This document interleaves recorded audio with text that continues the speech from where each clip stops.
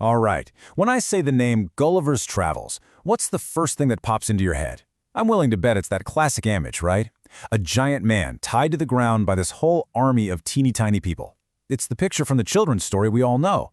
But what if that's not the real story at all? So let's really get into this. Because what if I told you that the fairy tale you remember is just, well, it's just a cover story. A disguise for something way more radical, way more dangerous, and frankly, a whole lot more brilliant. That's right. This book that we've been handing to our kids for centuries was never, ever meant for them. It was actually a weapon, a literary weapon forged by one of the greatest satirists in history to attack the powerful, the corrupt, and just a sheer absurdity of his world. And that story you do know, the one in Lilliput with the tiny people? Get this, that's only part 1. It's just 1/4 of the actual book. There are 3 other voyages, and let me tell you, each one gets darker and a whole lot more critical than the one before it. Okay, so to really get what's happening here, we have to talk about one key idea: satire. Think of satire as the art of disguise. You tell a funny, maybe even a ridiculous story on the surface, but underneath you're launching this absolutely devastating critique. And the guy who wrote Gulliver's Travels, Jonathan Swift, oh, he was an absolute master of the craft.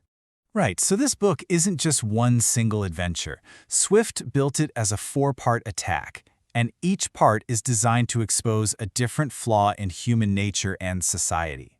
So you've got part 1 in Lilliput with the tiny petty people. Then he flips the script and goes to Brobdingnag, where he's the tiny one and everyone else is a giant.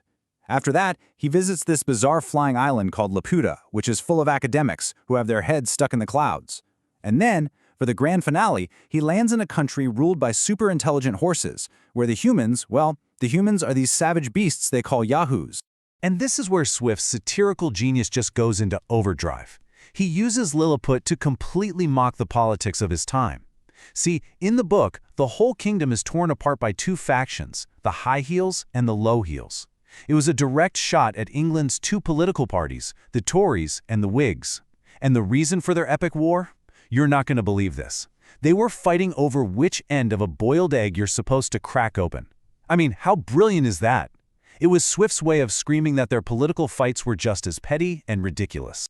Now, you gotta understand, this was not a safe book to write. The criticism was so pointed, and the people he was criticizing were so powerful that his own publisher got spooked. They actually censored the most controversial bits without even telling him. Swift himself had to publish the book anonymously because he was genuinely afraid of the political backlash, or, something much worse. So, who was this guy? Who was the man who had the guts to write something this explosive? Well, to really understand Gulliver's Travels, you have to understand the man behind it, the incredibly complex and conflicted Jonathan Swift. Swift's whole life was basically lived on a fault line, caught between 2 different worlds. He was born in Dublin to English parents, so on paper, he was part of the ruling class. But he never quite fit in. He always felt like an outsider. He tried to make it big in London politics, but then his party lost power, and he was pretty much exiled back to Ireland. And it was there, seeing how badly the English were treating the Irish, that he found his true voice, as a savage critic of the system and a champion for the people. And that's the great paradox of Jonathan Swift, isn't it? Here's this guy who was an Anglican priest, a pillar of the establishment. He should have been siding with the powerful, but instead he turned his wit, his position, and his genius into weapons for the powerless. And that's what made him so shocking and so incredibly effective. And if you think Gulliver's Travels was intense, well, if you need any more proof of just how deep Swift's moral outrage ran, you have to look at his most famous, or maybe I should say infamous, piece of work. It's a little pamphlet called A Modest Proposal. In this pamphlet, Swift lays out a very calm, very logical argument. His modest proposal to solve Irish poverty? The poor should sell their 1-year-old babies as food for the rich English landowners. He even gets into the details, how to cook them, how they'd be a delicacy. It is without a doubt one of the most chilling and horrifying things you could ever read. But obviously he wasn't serious. The whole point was to use that fictional horror to expose a real-world horror that was even worse. He was essentially screaming at the English establishment saying, look, the way you're treating the Irish people is so inhumane, it's like you're literally devouring their children already. My proposal, it's barely even a step beyond what you're already doing. It is satire at its most brutal, and honestly, it's most brilliant. So you have to wonder, right? How did this book, Something born out of so much political anger almost 300 years ago managed to stick around for so long? How did it build such an incredible legacy? Well, its influence is just everywhere. For starters, it literally changed our language. We got words like Lilliputian to describe something tiny and petty, and Yahoo for, a crude, awful person. And its story DNA is in so many things we love today. Think about the incredible animated film Laputa Castle in the Sky, or even Planet of the Apes. That whole concept is basically lifted straight from Gulliver's final mind-bending voyage. And the craziest part? This masterpiece of social critique, a book that totally changed the game for literature, wasn't dreamed up in some fancy, isolated study. Nope, the whole idea started in a London coffeehouse, just Swift and his buddies kicking ideas around. It started as a simple what-if conversation and grew into one of the most important books ever written. And that, really, brings us to the most important question of all. The reason we still talk about Jonathan Swift today is because the things he was angry about, they haven't gone away. Petty politics, the arrogance of the powerful, cruelty that comes from just not caring. Sound familiar? So maybe the real takeaway here is to look around at our own world and ask, what parts of our society, what absurdities and injustices are just crying out for a modern-day Jonathan Swift to come along and expose them?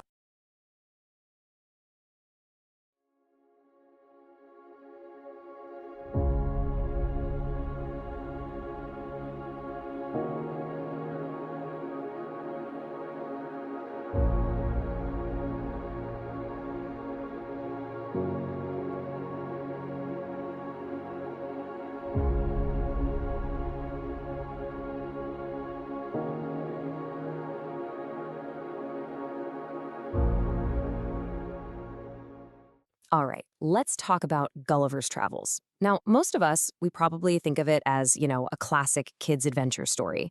But the real story? It's way more savage and, honestly, surprisingly relevant. See, Jonathan Swift's masterpiece, it's not just some fun tale about shipwrecks and weird places. Nope, it's a full-on, brutal takedown of humanity itself. A German writer once said something that just nails it. When you get sick of politics, it's good to read Gullivers Travels. And that right there is the heart of this book. This story isn't some cozy escape from how absurd public life can be. It's a weapon. Swift uses this totally wild journey to hold up a giant mirror to all the corruption, the foolishness, and the vanity of our own world. I mean, we all know that famous image, right? The giant guy tied down by teeny tiny people. But here's the thing. That's just the first stop. It's the beginning of a journey that gets so much darker and funnier and way more profound. The book's actually in 4 parts, and with each one, it's like another layer of human phoniness gets peeled back, leaving us all feeling a little, exposed. So to really get this journey, we first have to understand the guy taking it. Why did our hero, Lemuel Gulliver, even head out to sea? Well, it wasn't just for the thrill of adventure. It was, believe it or not, a matter of pure survival. Yeah, it all boiled down to the really harsh reality of English inheritance law back then. As the third of 5 sons, Gulliver was legally entitled to, well, absolutely nothing from his family's estate. For guys who weren't the firstborn, the future was super uncertain. It basically forced them into the riskiest careers just to make a name and, a living for themselves. And for Gulliver, that meant becoming a ship's surgeon. And his first shipwreck? It lands him in a place that perfectly illustrates Swift's #1 target, the absolutely absurd pettiness of politics. When Gulliver washes up in Lilliput, he finds a whole nation of 6-inch tall people who are completely obsessed with conflicts that, from his point of view, are just laughably small. So get this, the biggest political division in the country? It has nothing to do with ideology. It's about fashion. You've got the high heels and the low heels, and they absolutely despise each other. This was Swift's direct shot at the bitter and, in his mind, totally pointless rivalry between England's Tory and Whig parties. And how do you get a promotion? Oh, just a talent show. Seriously, aspiring officials have to do acrobatics on a tightrope, and whoever can jump the highest without face planting gets the job. Okay, so if you think their domestic politics are ridiculous, just wait. Their foreign policy is somehow even worse. The Lilliputians are stuck in this long, bloody war with their neighbors on another island. And the cause of all this bloodshed? But this isn't really about eggs, of course. What Swift is doing is directly mocking the centuries of brutal religious wars that ripped Europe apart. He's saying that to an outsider, the tiny doctrinal differences between, say, Catholics and Protestants could seem just as random and arbitrary as which end of an egg you crack. It's a brilliant jab at the deadly seriousness humans bring to fighting over, well, trivial matters of interpretation. Okay, so let's jump to the second voyage because this is where the idea really builds. After he finally gets away from Lilliput, Gulliver gets, you guessed it, shipwrecked again. This time, he's in Brobdingnag, a land of 60-foot-tall giants. And just like that, he's the tiny, insignificant little creature. And all of humanity's flaws get, well, literally magnified. This is where the whole perspective just completely flips on its head. Gulliver starts proudly describing his own society, its laws, its wars, its politics, thinking he's going to totally impress the giant king. But the king is not impressed at all. In fact, he's utterly disgusted. And his response basically holds up a giant mirror to all the violence and corruption that Gulliver had just always accepted as normal. And believe it or not, the journey actually gets even darker from here. So Swift has already mocked politics. Now he turns his satirical eye away from how governments work to how our minds work. And ultimately, he takes aim at the very nature of humanity itself. Okay, so for his third voyage, Gulliver ends up on Laputa, a literal flying island full of intellectuals. And these guys are so lost in abstract thought that they completely ignore all practical reality. They have this Academy of Projectors, which is just a hilarious takedown of science that has no purpose. It was a clear shot at some of the more, let's say, out there experiments happening at London's prestigious Royal Society. But it's the fourth and final voyage. That's where Swift delivers his most devastating and honestly most controversial critique of all. Gulliver finds himself in a land with two main species, and the comparison between them is just horrifying. And this is really the core of Swift's final argument. The land is ruled by these creatures called the Hui-Hurnums. They're hyper-rational, peaceful, totally logical horses. And who are their servants? They're the Yahoos, these disgusting, violent, greedy creatures driven by nothing but their basest instincts and, oh yeah, they look disturbingly human.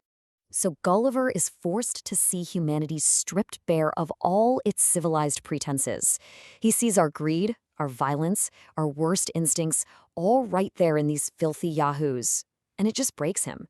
He starts to admire the Hyanums so much that he begins to truly, deeply despise his own species. So when Gulliver finally gets back home, he is a completely changed man. He's so disgusted by what he now calls the Yahoo-ness of people that he literally can't even stand the sight or smell of his own family. What does he do? He buys horses and just prefers to spend his days out in the stable talking to them. And this is the real genius of the book, right? It was never just about 18th century England. Swift's targets, I'm talking political corruption, pointless wars, intellectual arrogance, basic human foolishness, they're absolutely timeless. The details might change, as you can kind of see here, but those underlying flaws he was making fun of, oh yeah, they are just as present today. And that is the book's real enduring power. It's not just some cynical rant. It's a powerful tool for critical thinking. It forces us to peel back the layers of our own civilization and ask a really uncomfortable question. What's actually hiding underneath all our grand claims about being so reasonable and so advanced? So, what's the ultimate takeaway? The book is this brutal, brilliant, and, let's be honest, often hilarious challenge to how satisfied we are with ourselves. It is still as sharp, as relevant, and as unsettling today as it was almost 300 years ago. It's basically daring us to prove that we are, in fact, more than just a race of odious vermin.